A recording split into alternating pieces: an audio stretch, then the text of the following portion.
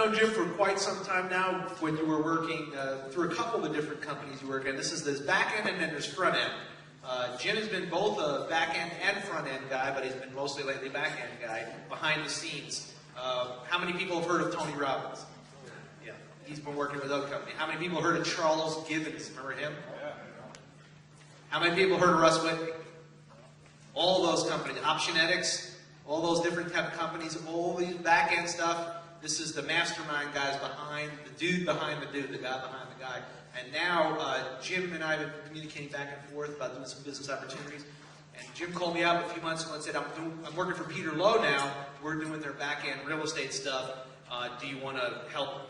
Do you want to be a speaker in that? And I go, what do you mean? You mean the guy on the stage? He goes, yeah. I go, but you know I'm not a pitch man.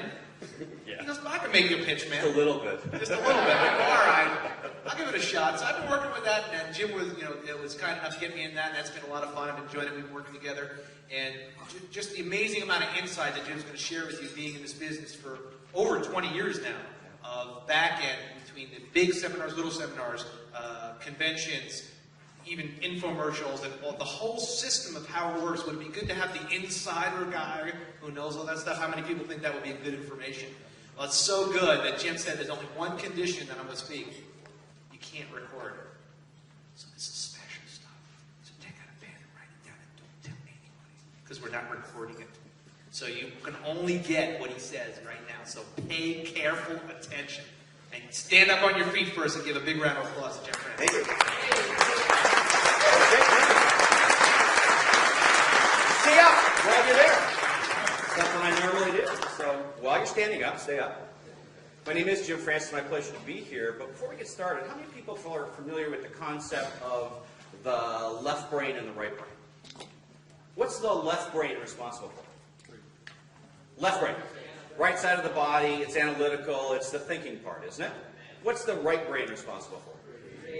More creative, more intuitive. It's the left side of the body, it's more feeling oriented. Do you think it's important when you're learning something new to know whether you're more left brain oriented or more right brain oriented? What do you think? It is, because some of us learn best through the big picture, and some of us learn best through the little details. And today I'm going to talk a little bit about the big pictures. I'm also going to talk about the little details. And by the end of the session, you'll have learned some great strategies. So it is important to know whether you're more left brain oriented or more right brain oriented. Stanford came up with a test to show you whether you're more left brain oriented or more right brain oriented.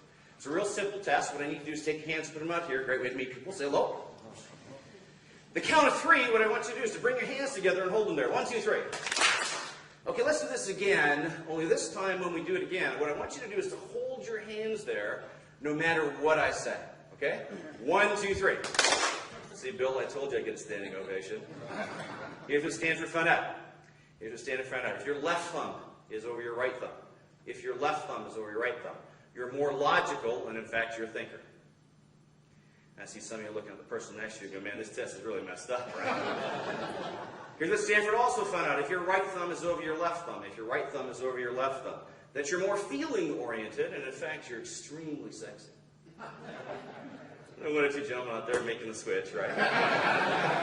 Now, Bill, when he takes this test, his thumbs are straight like that. You know what that means? He just thinks he's sexy. Have a seat. It's my pleasure to be here. When you think about speaker training and sales training from the stage or in a small group or a presentation, I really believe that there are a number of mechanics that you have to become a master of. And I've had the rare privilege in my life to work with what I call a number of mentors. In fact, I've spent over $81,000 on books and tapes and education to have the privilege to stand on stage.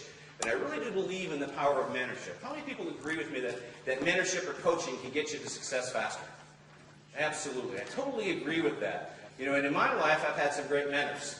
People like Tony Robbins, Og Mandino, Ken Blanchard, Donald Moyne, Charles Givens, Robert Kiyosaki, before he wrote the book Rich Dad, Poor Dad, grew up listening, Ron LeGrand, the twins, all of those people have been mentors in my life and coached me.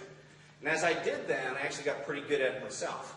In fact, I wrote a book called Sales Code, and Sales Code is really about how to take some of the strategies and skills and tools and start to apply them from stage.